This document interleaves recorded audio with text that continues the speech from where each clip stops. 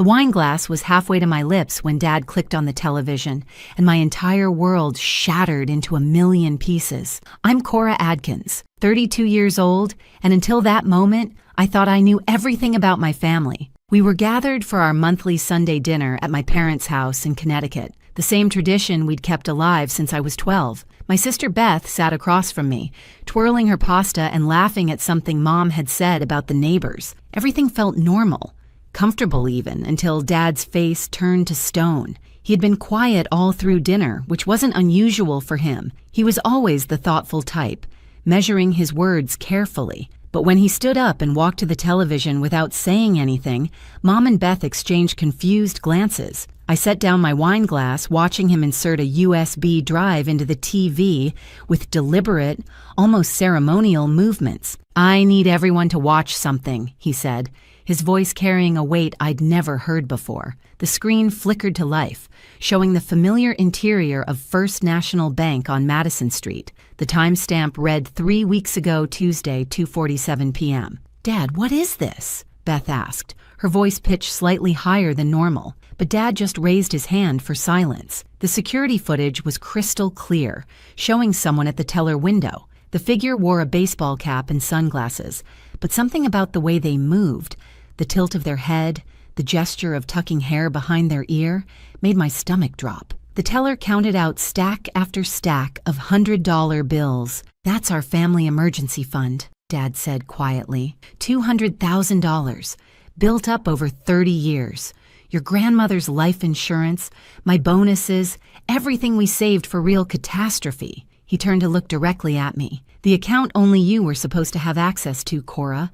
The one you promised to protect." The person on screen turned slightly, adjusting their sunglasses, and in that moment, I saw it clearly. The birthmark on the neck, the way they favored their left hand, the nervous habit of touching their earlobe. My eyes shot to Beth, who had gone completely white, her wine glass slipping from her fingers and shattering on the hardwood floor. I started to say, but the words died in my throat, because the person on that screen looked exactly like me. Same height, same build, even wearing the jacket Beth had borrowed from my closet last month. But I knew with absolute certainty that I had never been to that bank, never touched that money. Mom stood up so fast her chair toppled backward. "Robert, what are you saying? What is this?" Dad's eyes never left mine. "I'm saying someone stole our entire emergency fund. Someone who knew about it, knew the account details, knew Cora's information." He paused, and in that pause, I heard it. Sirens getting closer. "I'm saying we've been betrayed by family." Beth's hands were shaking as she bent to pick up the glass shards. "Dad, there has to be an explanation. Maybe it's not what it looks like." "It's exactly what it looks like," he said, pulling out his phone to show bank statements. 23 withdrawals over 3 weeks.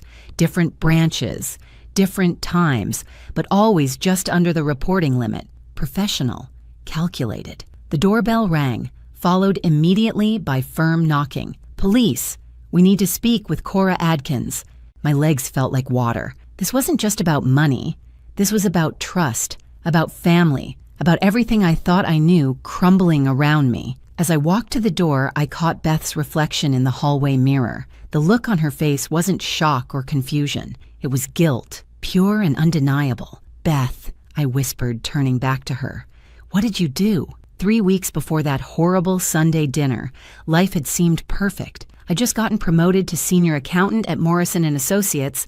Mom had recovered fully from her hip surgery, and Beth had announced she was finally going back to school to finish her nursing degree. We were the Adkins family, stable, successful, supportive of each other no matter what.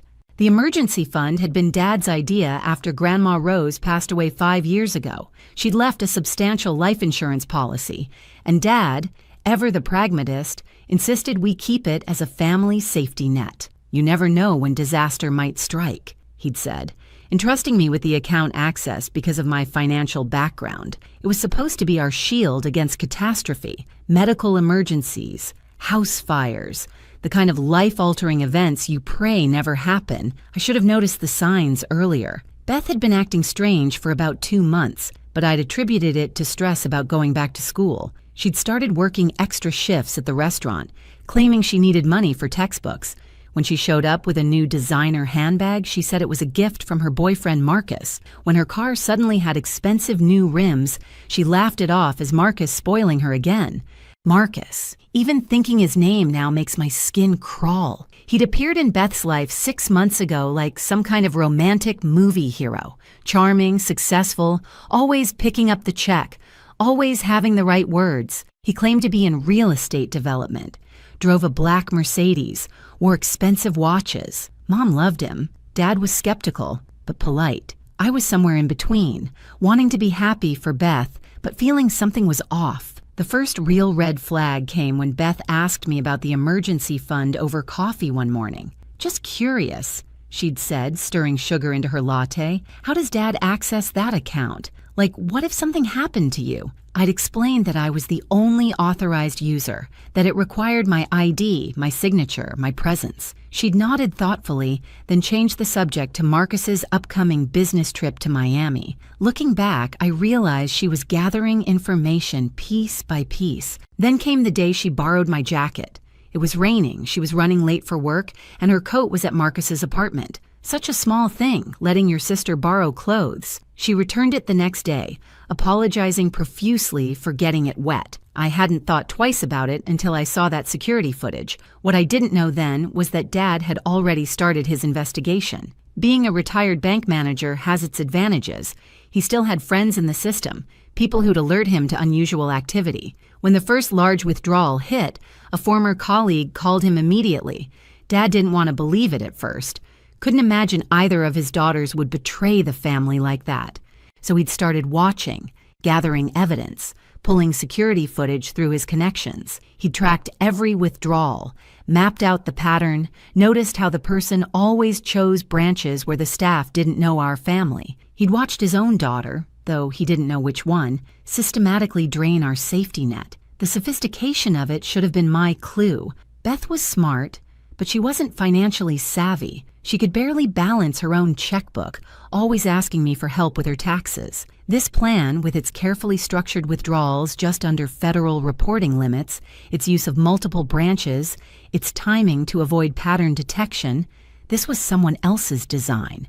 Dad later told me he'd spent those 3 weeks in agony, trying to figure out which daughter had betrayed him. He'd tested us both in subtle ways. When he mentioned considering moving the fund to a different bank, I'd agreed it might be wise to diversify. Beth had gone pale and quickly changed the subject. When he'd casually mentioned that banks were upgrading their security systems to use biometric scanning, I'd been interested in the technology. Beth had excused herself to the bathroom and stayed there for 15 minutes. The police officers stood in our doorway like harbingers of doom, their expressions professionally neutral, but their eyes alert, taking in every detail of our family drama. Officer Patricia Brennan, a woman about Mom's age with kind eyes that missed nothing, asked if they could come in. Behind her, a younger officer held a tablet and a folder thick with documents. "Miss Adkins," Officer Brennan addressed me directly, "we need to ask you about some unusual activity on a bank account registered under your name." Dad stepped forward. "I'm the one who called you, Robert Adkins. The account in question is our family emergency fund, and I have evidence of theft." The officers exchanged glances. This wasn't what they'd expected. Usually, the account holder was the victim, not a suspect. Officer Brennan asked us all to sit down, and what followed was the most excruciating hour of my life. They laid out the evidence methodically, 23 withdrawals totaling $200,000. Each withdrawal was captured on security cameras, the person always wearing my clothes or similar outfits, always careful to keep their face partially obscured, but not enough to avoid identification. They had copies of the withdrawal slips, each bearing what looked like my signature. "I've never seen these before," I said, my voice shaking as I examined the signatures. They were close to mine, very close, but something was off. The way the C in Cora curved, the pressure on the downstroke of the A. Someone had practiced my signature but hadn't quite perfected it. Beth hadn't said a word since the officers arrived. She sat curled into the corner of the couch, arms wrapped around her knees, looking smaller than I'd ever seen her. When Officer Brennan asked her if she knew anything about the withdrawals, she just shook her head, unable to meet anyone's eyes. The thing is, Officer Brennan continued, the banks have been upgrading their systems. The newer branches have better cameras, different angles. She pulled out her tablet, swiped to a new video. This footage is from First National's downtown branch, recorded last Monday. The video was HD quality, showing the person at the teller from a side angle the customer couldn't see. As they handed over the withdrawal slip, their sleeve rode up, revealing a tattoo on the inner wrist. A small butterfly with the initials BMA worked into the wing pattern, Beth Marie Adkins. If you're still listening, I need you to know that family betrayal cuts deeper than any other wound. Maybe you've experienced it too. That moment when someone you trust with your life breaks that sacred bond. If my story is helping you process your own pain, please consider subscribing to hear more. Sometimes knowing we're not alone in our struggles makes all the difference. Your comments and support help me keep sharing these difficult truths. The room erupted. Mom started crying, deep, body-shaking sobs. Dad stood up and walked to the window, his back to all of us, shoulders rigid with controlled fury. And Beth finally broke. "I didn't mean for it to go this far," she cried out, the words tumbling over each other. "It was supposed to be just a loan, just temporary.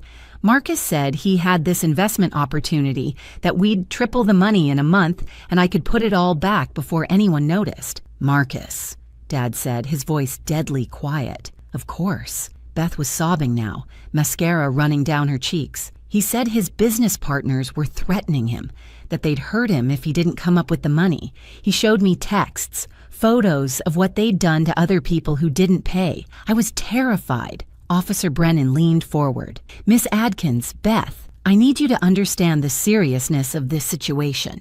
You've admitted to withdrawing money from an account that wasn't yours, using fraudulent identification. That's identity theft, fraud, and grand larceny. We're talking about potential federal charges." The younger officer added, "We've been investigating Marcus Winters for 6 months. This matches his pattern. Finding vulnerable women with access to family money, manufacturing crisis situations, emotional manipulation. You're not his first victim, but you are the first to get caught." Beth looked at me then, really looked at me for the first time since this started. "Cora, I'm so sorry. I thought I could fix it. I thought I was protecting him, protecting us. He said he loved me, said we'd have this perfect future once this was over." "Where's the money now?" Officer Brennan asked. "I gave it all to Marcus, every penny. He said he was investing it, but..." Beth's voice broke. "I haven't heard from him in 4 days. His phone's disconnected. His apartment's empty. I went by yesterday and the landlord said he'd moved out in the middle of the night." The investigation that followed revealed a web of deception that went far deeper than any of us imagined. Officer Brennan, it turned out, had been building a case against Marcus Winters, whose real name was Mitchell Wierenski, for over a year. Beth wasn't his first victim, not even his third. She was number 7 in a string of what the FBI called romance fraud schemes that had netted him over $2 million across 5 states. As we sat in the police station the next morning, Officer Brennan laid out the full scope of Marcus's operation. He had a team, a woman who helped him scout victims through social media, a tech guy who created fake investment portfolios and business credentials, even a makeup artist who'd helped Beth disguise herself as me for the bank cameras. "The birthmark," I said suddenly, remembering the security footage. "I have a birthmark on my neck. How did they..." Beth's face crumbled. "Marcus had his friend do it. Said it was for a costume party that he wanted to surprise you with how much I could look like you. I was so stupid." The technical sophistication was staggering. They'd gathered information about me for months, my schedule, my habits, even my banking passwords through a keylogger Marcus had installed on Beth's laptop when she'd borrowed mine for homework. They knew I worked late on Tuesdays and Thursdays, that I never checked my bank statements mid-month, that I had a standing lunch date with Mom on Wednesdays that would keep me away from downtown during peak banking hours. But the most chilling revelation came when Officer Brennan showed us messages from Marcus's phone, which they'd recovered from a burner found in his abandoned apartment. The texts showed he'd been planning this from the moment he'd met Beth at that charity fundraiser 6 months ago. He'd known about our family's money before their first date. He'd researched us, found out about Grandma Rose's insurance policy through public probate records, identified Beth as the weak link through her social media posts about feeling inadequate next to her successful older sister. "I need to show you something," Beth said quietly, pulling out her phone with trembling hands. "I recorded some of our conversations. At first, it was because I wanted to replay them, to hear him say he loved me. But later I started feeling like something was wrong." She played a voice recording from 3 weeks ago. Marcus's smooth voice filled the room. "Baby, your sister won't even notice. She's got her big promotion, her perfect life. This is our chance to level the playing field. Don't you deserve to be happy too? Don't you deserve what she has?" Another recording from 2 weeks ago. "If you don't do this, they'll kill me, Beth. Is that what you want? You want to explain to your family how you let me die because you wouldn't help? Because you cared more about their money than my life?" And the last one, recorded just 5 days ago. "Stop calling me. It's done. You did great, baby. Give me a few more days to flip the investment and we'll be set. Trust me. Have I ever lied to you?" Dad's knuckles were white as he gripped the edge of the table. He studied us. He found our weakness and exploited it.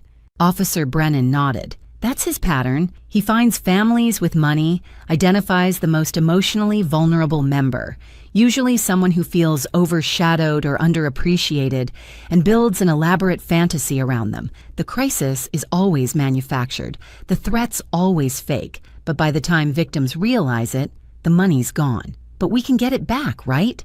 Mom asked desperately. "If you catch him." The silence that followed told us everything.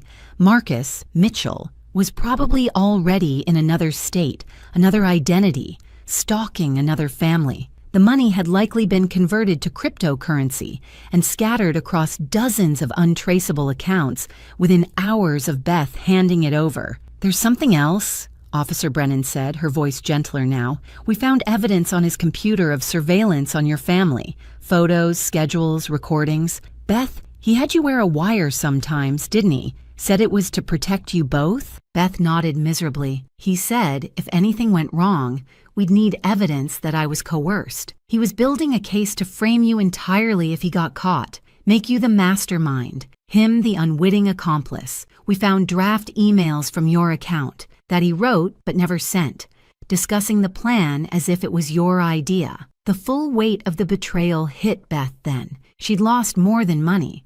She'd lost her identity, her family's trust, her sense of self, and somewhere out there, Marcus was probably already charming his next victim, spinning the same lies, creating the same manufactured crisis. But then Officer Brennan said something that changed everything. However, there might be a way to catch him. He's gotten comfortable, sloppy. He's used the same MO too many times. And Beth, you have something none of his other victims had. "What's that?" Beth asked. "A recording of him admitting to the crime, and a family willing to fight back." The next 48 hours changed everything. Officer Brennan had connected us with FBI Special Agent David Chen, who specialized in interstate fraud cases. He sat in our living room, looking more like a tech startup CEO than a federal agent, laying out options with a directness that was both terrifying and oddly comforting. "Beth faces serious charges," he said plainly. "Identity theft, fraud, grand larceny. We're talking 5 to 10 years federal prison time." Mom gasped, reaching for Dad's hand. "However," Agent Chen continued, "if she cooperates fully, helps us catch Mitchell Wierenski, and testifies against him, we might be able to work out a deal. Probation, community service, restitution payments." The decision tore our family apart and put it back together in the span of a single evening. Dad wanted Beth to face the full consequences. Tough love, he called it. Mom couldn't bear the thought of her daughter in prison. And me? I was angry, furious even. But looking at Beth's hollow eyes, seeing how completely she'd been destroyed by this man's manipulation, I knew what we had to do. "We help catch him," I said firmly. "We're family. We fix this together." That's when Agent Chen revealed something that made my blood run cold. They'd been monitoring Marcus's patterns, and he was already working a new target. A widow in Philadelphia named Sandra Morrison, whose husband had left her a $3 million life insurance policy. He'd met her at a grief support group just 2 weeks ago, already playing the role of a caring, wounded soul who understood her pain. "We can't let him do this to someone else," Beth said, her voice stronger than it had been in days. "I'll do whatever it takes." The plan was ambitious. Marcus had made one crucial mistake. He'd given Beth an emergency contact number, a phone he claimed was for absolute emergencies only. The FBI traced it to a burner phone that was still active, though he rarely turned it on. But when he did, usually once every 3 days for about 10 minutes, he checked messages. Beth would send him a message that would make him come back, not asking him to return, which would raise suspicions, but warning him that she was about to be arrested and might have to tell the police everything. She'd say she'd hidden some of the money, keeping it as insurance, and she needed to give it to him before the cops found it. "He'll know it's a trap," Beth worried. "No," Agent Chen said. "He'll think you're panicking, making stupid decisions. That's what he expects from you. To be weak, frightened, dependent on him. We're going to use his arrogance against him." I spent hours coaching Beth on what to say, how to sound desperate but not suspicious. We practiced until her voice carried just the right amount of fear and devotion. Meanwhile, the FBI was setting up surveillance at 3 possible meeting spots, places Marcus had taken Beth before, locations he'd feel safe. The message Beth finally sent was perfect in its simplicity. "They know about the money. Dad hired investigators, found a bank I didn't tell you about, put $50K there just in case. Can't let them find it. Please, one last time. Garden Street parking garage, level 3, tomorrow 8 p.m. If you ever love me, please. After this, I'll never contact you again. They're arresting me Thursday." We waited. 1 hour, 2, 6. Then, at hour 7, 3 dots appeared on Beth's phone. He was typing. The message came through, "You stupid girl, 8 p.m. That night, none of us slept. Beth sat at the kitchen table staring at her phone, while Mom made cup after cup of tea that no one drank. Dad cleaned his already spotless garage, needing something to do with his hands. And I found myself in Beth's room, looking at photos of us as kids, remembering when we were just sisters who fought over toys and shared secrets, before money and men complicated everything. The next evening came too fast and not fast enough. Beth wore a wire, hidden in a necklace that looked like the one Marcus had given her for their 3-month anniversary. Agent Chen's team was positioned throughout the garage. I wasn't supposed to be there, but I couldn't stay away. I sat in an FBI surveillance van 2 blocks away, watching everything unfold on monitors. Marcus arrived 15 minutes early, driving a different car, a rental with Arizona plates. He'd changed his appearance too. Blonde hair, now dark, clean-shaven face, now sporting a goatee. But his walk was the same, that confident swagger that had once charmed my sister. "You look terrible," were his first words to Beth. Even through the grainy surveillance footage, I could see him scanning the garage, looking for threats. "I haven't slept since you left," Beth replied, her voice perfectly calibrated between desperate and exhausted. "Where have you been? Taking care of our future, baby. Where's the money?" Beth held up a car key. "Locker 237, 2 levels down." But Mitchell, she used his real name deliberately, watched him flinch. "I know about Philadelphia, about Sandra Morrison." His face changed then, the mask slipping. "You don't know anything. I know everything. The FBI came to me, showed me files on 6 other women, but I didn't tell them anything. I protected you, just like always." He stepped closer, and for a moment I thought he might hurt her. Agent Chen's team tensed, ready to move. But then Marcus did something unexpected. He laughed. "You really are pathetic, aren't you? You think this is love? This was business, Beth. You were a mark, a easy score with daddy issues and an inferiority complex I could exploit." "I know," Beth said quietly. "I've known for a while, but I loved you anyway. That's why I'm giving you this chance to run. Take the money and go. Don't come back." He grabbed the key from her hand. "Finally, something smart from you." As he turned to leave, Beth said the code phrase that would signal the FBI to move. "I hope you find peace." The arrest was swift and decisive. Marcus tried to run but found every exit blocked. He dropped to his knees in the middle of the garage, and in that moment all his confidence evaporated. He looked like what he was, a small, desperate con man who'd finally run out of cons. The full scope of Marcus's operation unraveled over the following weeks like a cheap sweater. With his laptop seized and his network exposed, the FBI uncovered a massive fraud ring spanning 7 states. But the real shock came when they found his trophy files, detailed records of every con, every victim, every dollar stolen, like a serial killer, keeping souvenirs. Beth's case was file number 43. Agent Chen let us review parts of Marcus's notes about our family, though Mom couldn't bear to look. His initial assessment of Beth was clinical, cruel. Subject is 29, underemployed, living in sister's shadow. Parents clearly favor older daughter. Strong candidate for emotional manipulation. Estimated take 150, 300 KI based on probate records. But as the weeks had progressed, his notes changed. Beth had been more resistant than expected, asking questions, wanting to meet his business partners, suggesting alternatives to taking the family money. He'd had to escalate his tactics, introduce the threat narrative earlier than planned, even involve his team to make the threats seem real. You fought him more than you realized, Agent Chen told Beth. Most victims gave in within 6 weeks. You held out for 3 months.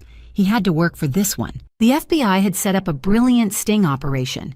The locker Beth had mentioned contained marked bills and a tracking device. More importantly, they'd found Marcus's real identity through an old arrest record from Nevada. Mitchell Warensky was actually Michael Warren Kowalski, a former insurance adjuster who'd learned exactly how much money grieving families received and decided he wanted his share. Sandra Morrison, the widow in Philadelphia, agreed to help after learning she was being targeted. She wore a wire to their next date, where Marcus was already laying groundwork about his sick mother needing experimental treatment. The recording of him using the exact same phrases he'd used on Beth, "You're different from other women. I've never felt this connection before. My mother would have loved you," was painful to hear. During the trial preparation, more victims came forward. Jennifer from Austin, who'd lost her divorce settlement. Maria from Chicago, whose father's inheritance disappeared. Ashley from Seattle, who'd emptied her children's college funds.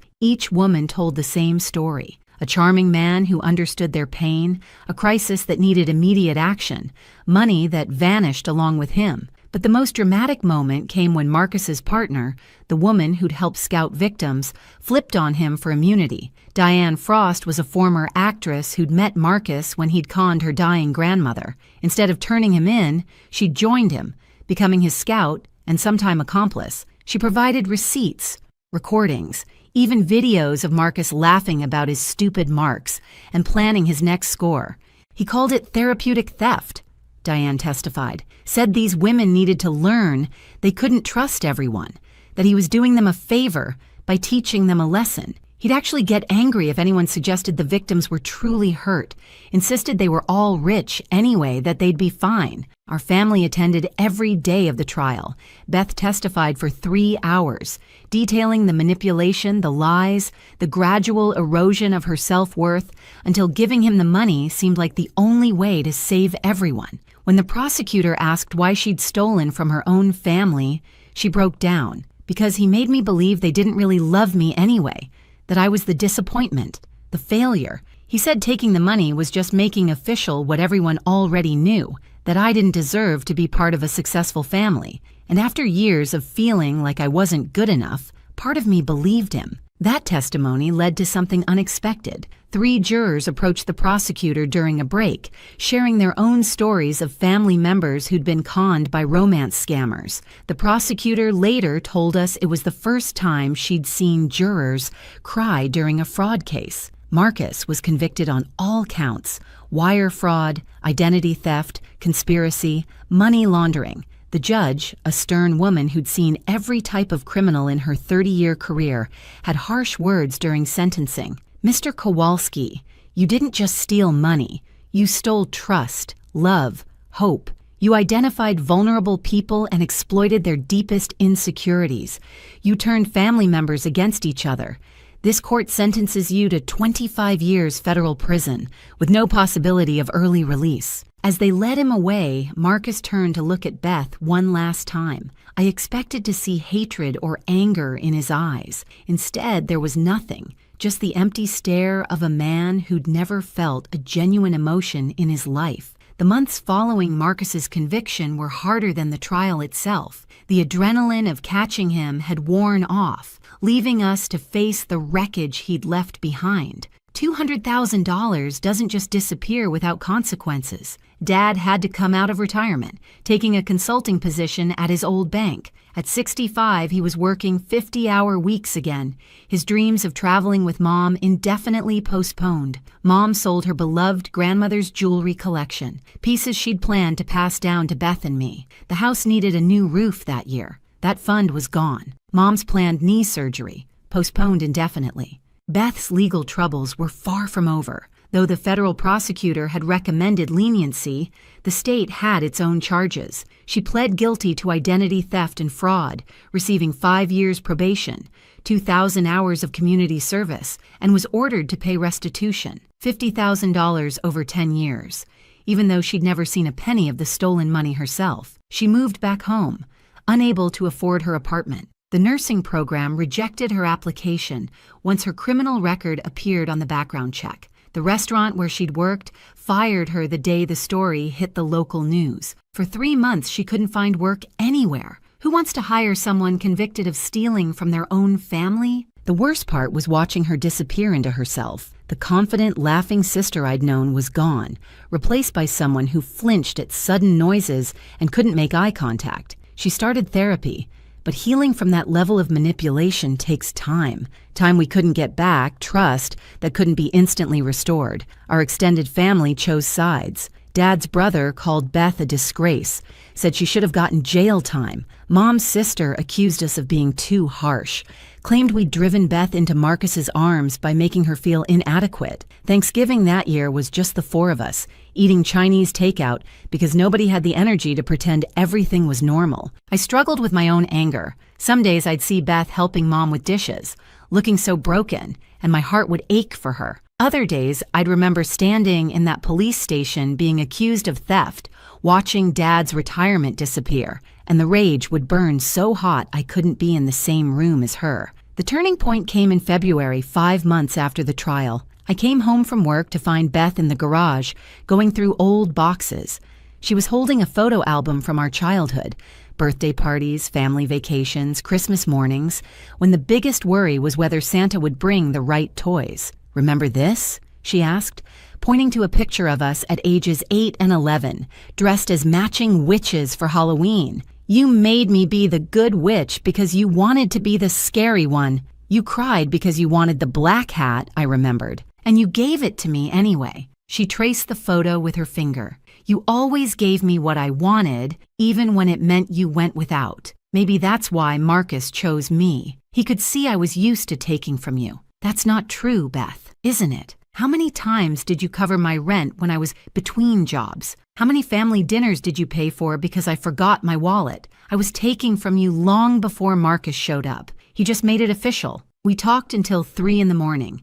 Really talked for the first time since everything happened, about the pressure of being the responsible older sister, about the burden of being the family disappointment, about how Marcus had weaponized our insecurities against us, turning love into leverage. "I don't know how to fix this," Beth admitted. "I can't give back what I took. Not just the money, the trust, the security, Dad's retirement, your peace of mind.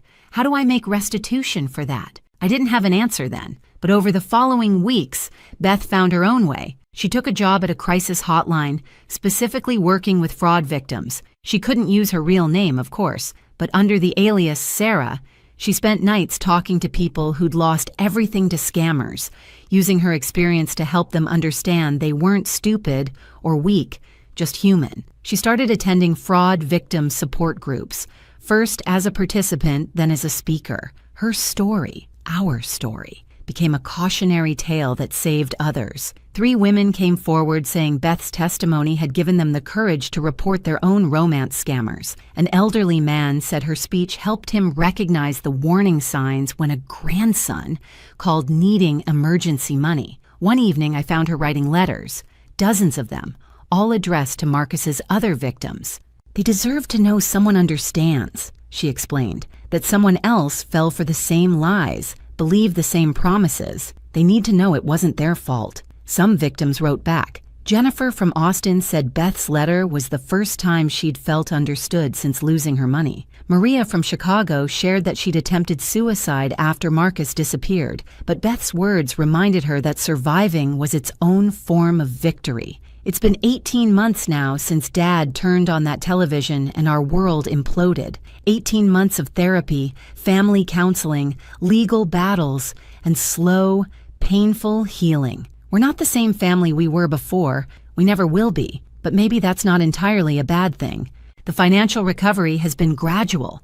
The FBI recovered exactly $0 of our stolen money, but the Victims' Compensation Fund eventually paid out $30,000. Dad's consulting work has been extended for another 2 years, and he's discovered he actually enjoys mentoring young bankers. Mom started selling her quilts online, turning a hobby into a small but steady income stream. Every dollar helps. Beth lives in a small studio apartment now, 5 blocks from our parents' house. She works full-time at a nonprofit that helps fraud victims navigate the legal system, making barely above minimum wage, but finding purpose in the work. In the evenings, she studies for her paralegal certification online, determined to understand the law that both prosecuted and protected her.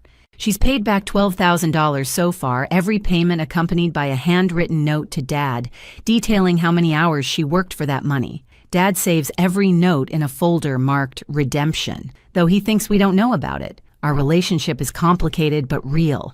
We have coffee every Saturday morning, a new tradition that started as court-ordered family therapy homework and evolved into something we both need. Some Saturdays, we laugh about old memories. Others, we sit in silence, the weight of everything between us. But we show up. That's what matters. The surprise revelation came 6 months ago when Dad finally admitted he'd known more than he'd let on. He'd actually discovered the theft 2 weeks before that Sunday dinner, but had spent that time investigating, making sure he had the complete picture before confronting us. "I needed to know if you were in on it together," he admitted to me one evening. "If both my daughters had conspired against me, those were the worst 2 weeks of my life, suspecting you both, trusting neither. Why didn't you just ask me? Because if you were involved, you'd lie. And if you weren't, you'd try to protect Beth." I needed the truth more than I needed comfort. He'd also done something else during those 2 weeks, hidden away $50,000 from another account, moving it somewhere even I didn't have access to. Insurance, he called it. I learned my lesson about keeping all our eggs in one basket. That hidden money became the down payment on keeping our family home when Mom's medical bills started piling up. Dad's foresight, born from paranoia and pain, ended up saving us from complete financial ruin. The most unexpected development came last month. Sandra Morrison, the widow Marcus had been targeting when we caught him, reached out to our family. She'd followed the trial, watched Beth testify, and been moved by our story. As a therapist specializing in trauma recovery, she offered to counsel Beth pro bono. "Survivors helping survivors," she called it. "Your daughter's bravery saved me from losing everything. This is how I pay it forward." Their sessions have transformed Beth in ways our family therapy never could. There's something about talking to someone who was almost in your shoes, who Marcus had marked as his next victim, that creates a unique understanding. Sandra doesn't minimize what Beth did, but she also doesn't let her drown in shame. "Shame keeps you stuck," I overheard Sandra telling Beth once. "Guilt can motivate change, but shame just paralyzes. You're not a bad person who did a bad thing. You're a person who made terrible choices under extraordinary manipulation. Now you get to choose who you become next." Last week, something remarkable happened. A young woman called the Fraud Victim Hotline where Beth volunteers, crying about a boyfriend who needed money for his mother's cancer treatment. Beth recognized the pattern immediately. The urgency, the emotional manipulation, the isolation from family who wouldn't understand. Beth spent 3 hours on the phone with her, gently walking her through the red flags, sharing her own story, helping her see the truth. The next day, the woman called back. She'd confronted the boyfriend, who'd immediately disappeared. Her family's savings, $40,000, were safe. "You saved them," Beth's supervisor told her. "Your story, your pain, saved an entire family from going through what yours did." Beth called me crying after that shift, the first happy tears I'd seen from her in 2 years. Maybe this is why it happened to me, she said, so I could stop it from happening to others. I don't believe everything happens for a reason. That's too neat, too clean for the mess Marcus left behind. But I do believe we can create meaning from our pain, purpose from our mistakes. Beth made a terrible decision that cost our family everything, but she's spending every day trying to balance that ledger, one saved family at a time. The money's gone. We've accepted that. Dad will work until he's 70. Mom's traveling dreams are reduced to day trips. My own savings were depleted covering family expenses during the worst months. But we're still here, still a family, still showing up for each other even when it's hard, especially when it's hard. Marcus is serving his 25 years in federal prison. He's tried to appeal twice, both times denied. Diane Frost, his accomplice, served 6 months and now works with the FBI to identify romance scammers. She sent Beth a letter once, apologizing for her role, explaining how Marcus had destroyed her life too before recruiting her. Beth never responded, but she kept the letter. Evidence that monsters can reform, she called it. The truth about trust is that once broken, it's never quite the same when repaired. It's like a vase that's been shattered and glued back together, functional, possibly even beautiful, but you can always see the cracks if you look closely enough. Our family is that vase now, held together by forgiveness and determination rather than naive faith. But here's what I've learned. Sometimes the repaired version is stronger than the original. We don't trust blindly anymore. We ask questions, verify stories, protect ourselves while still choosing to love. Beth says she'll never trust another romantic partner the way she trusted Marcus. And maybe that's not a bad thing. That kind of blind trust is dangerous.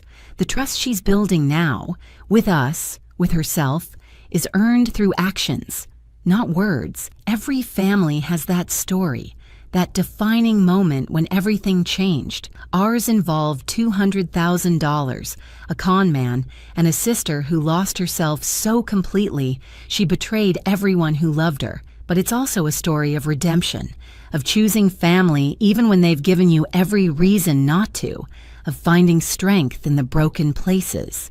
If you've made it this far in our story, you understand that family isn't just about blood or happy memories. It's about showing up when showing up is the hardest thing in the world. It's about forgiveness that doesn't erase the past, but makes room for a future. It's about learning that love and trust aren't the same thing, and you can have one while rebuilding the other. The emergency fund is gone, spent on a lesson we never wanted to learn. But we're still here, still fighting, still choosing each other every day. And maybe, in the end, that's worth more than any amount of money. Beth volunteers 4 nights a week now, has saved 7 families from scammers and counting. She'll never replace the $200,000, but she's protecting millions in other people's money. She calls it her penance. I call it her purpose. Last Sunday, we had our monthly family dinner again. Beth made her famous lasagna, Dad opened a bottle of wine he'd been saving, and Mom told embarrassing stories from our childhood. For a few hours, we were just a normal family, one that happened to have an extraordinary story of loss and redemption. As Beth was leaving, she hugged me and whispered, "Thank you for not giving up on me." I hugged her back, tighter than I had in years. That's what family does, and that's the truth. Not the Facebook perfect version of family, but the real, messy, complicated truth. We show up, we forgive, we rebuild, and we never, ever let each other fall alone again. The Adkins Family Emergency Fund is being rebuilt now. $10 here, $20 there. It'll take years to get back to where we were. But this time, it's in 3 different banks with 2 signatures required and regular audits. We learned our lesson the hardest way possible. Trust, but verify. Love, but protect yourself. And when family fails you, when they break your heart and empty your accounts and shatter your faith in humanity, you have a choice. You can let it destroy you, or you can let it transform you. We chose transformation. Every single day, we choose it again.